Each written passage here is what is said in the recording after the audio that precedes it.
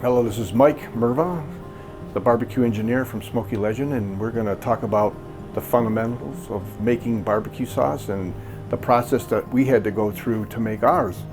One of the things that we've made is Smokey Legend Barbecue, the Sweet Summer Savor. I knew kind of what I wanted, a light barbecue sauce that was had a little touch of fruitiness and pepper, and I wanted to not mask the meat that I was cooking. I wanted to adhere and bring out more of the flavors of the barbecue. So my objective was to make it healthy, no corn syrups, no fructose, and it had the right flavor profile. Usually Texas, they usually have a lot of Worcestershire sauce that they use on their beef. One of the things that we want to do is not to drown the meat with barbecue sauce. That's the old saying is you can make a napkin taste good if you put enough sauce on it. That's not what our objective was. Our objective was to bring the flavors out of the meat. And so we use some of the nice ingredients, and one of the things that is common in some barbecue sauces, the Leon and Perrin's barbecue sauce, Worcestershire sauce, sorry. And of course, this is one of the oldest sauces in America. It has a process with anchovies that kind of ferment into the Worcestershire sauce, and oftentimes people use that because it has that flavor profile that they need. Other ingredients that people use is the brown sugar. They use ketchup. Sometimes they use the non-fructose, non-corn syrup ketchup, which is what we do. We use molasses. You can, one of the things that you want to be cognizant of is you don't want to make your sauces too thick where it pools on your meat. You want it to penetrate. If we look at some of the barbecues that we have today, in Texas they often say, if you have to use sauce, you failed.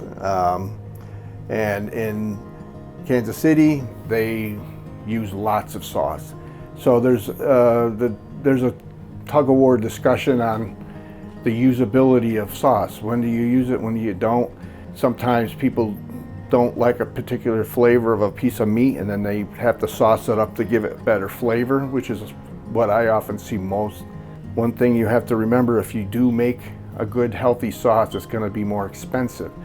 So if you're into wanting to make profit versus a branding tool, we chose to use this sauce as a branding tool to make it the best, but we're not going to make a lot of money on it. It just gives you credibility. It just, when people see your sauce, they say, wow, you made your own sauce, this is cool. So it does provide a level of pride when you come up with a sauce that's unique and not like the rest of them.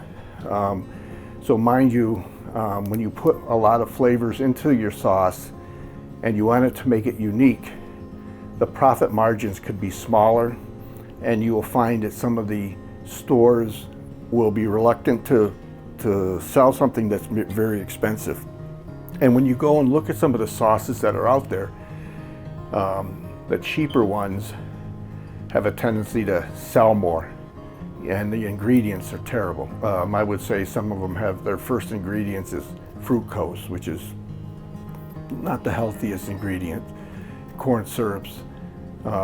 I chose not to take that path. I chose to make the best and make it for branding of our business, and people really enjoy it. They like it.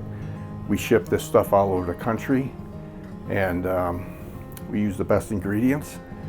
So finding your ingredients and what flavor profile you want to achieve is your starting point.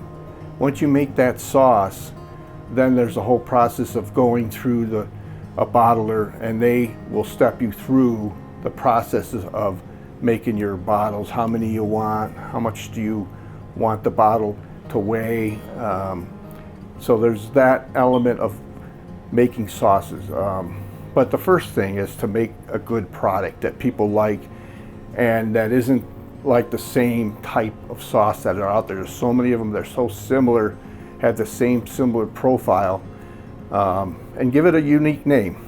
I marvel at two barbecue sauces that are quite similar.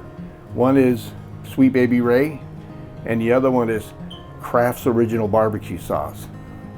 They're about the same ingredients, but one has a zingy name. One has a name that kind of comes and stands out, and people like it. Really, they've got the right name for that product, and it's a selling point. Comment below and let me know what your favorite barbecue sauce and why, and your geographics. That would be interesting information where you're from. And don't forget to subscribe to see more videos like this. I'll be giving you the tools and knowledge you need to make barbecue so good it's emotional. I'm Mike Merva, the barbecue engineer. Until next time.